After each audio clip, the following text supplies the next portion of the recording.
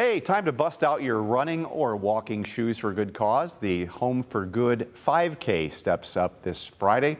Joining us today is Lana Smucker from Adopt America Network so we can learn more about the event. Welcome. Thanks for coming in today. Yeah. Tell me first of all about the run coming up, the run walk coming up. Yeah, so our Home for Good 5K is on Friday, this Friday of Memorial Day weekend.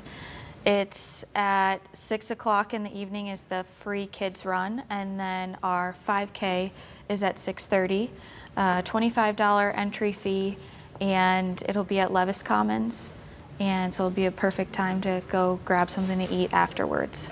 A good event probably to bring families out. Yes, this would be a great time to bring the whole family. We would love if you brought your kids, your friends, your family.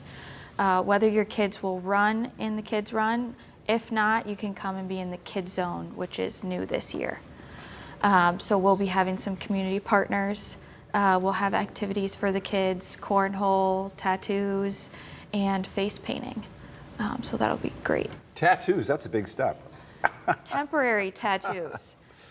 That sounds great. This is. I think the timing is perfect. A Friday night, give you something to bring the kids downtown or down to Levis Commons, and a lot of fun stuff to do.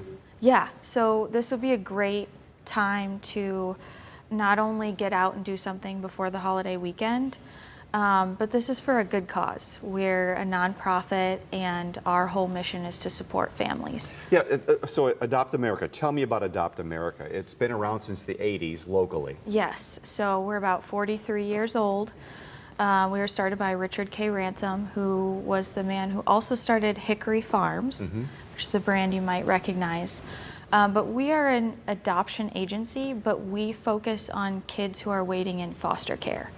So it's a little bit different slice of adoption that you might not hear about every day, but there are about 100,000 kids in the U.S. who are waiting in foster care to be adopted. Well, Lana, they're struggling to get homes for foster care. Exactly. So you're having the same problem, probably recruiting families who are willing to actually not just take a kid in, but also bring them in and take part of their lives. Yeah, so these systems are really stretched.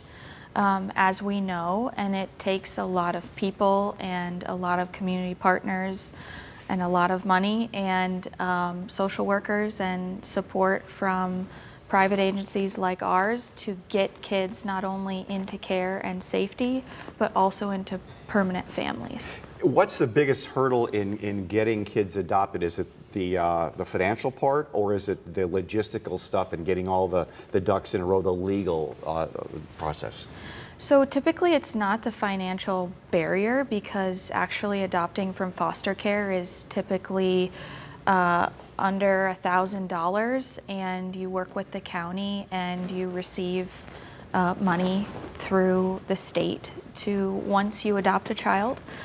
But there are other barriers that our kids that are waiting in foster care have been through a lot. And most kids, the average age is 8 years old and above. So these kids have already lived and been through things most of the time. And so meshing families together, whether you already have kids of your own or you have other family members in the home, you're creating a whole new family.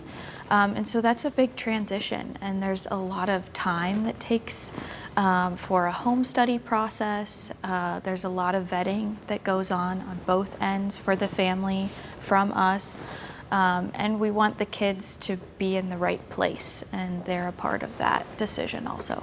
Younger children are more easily adoptable, I would think, than 8, 9, 10, teenagers especially. Yeah, a lot of families come to us saying, we want a baby.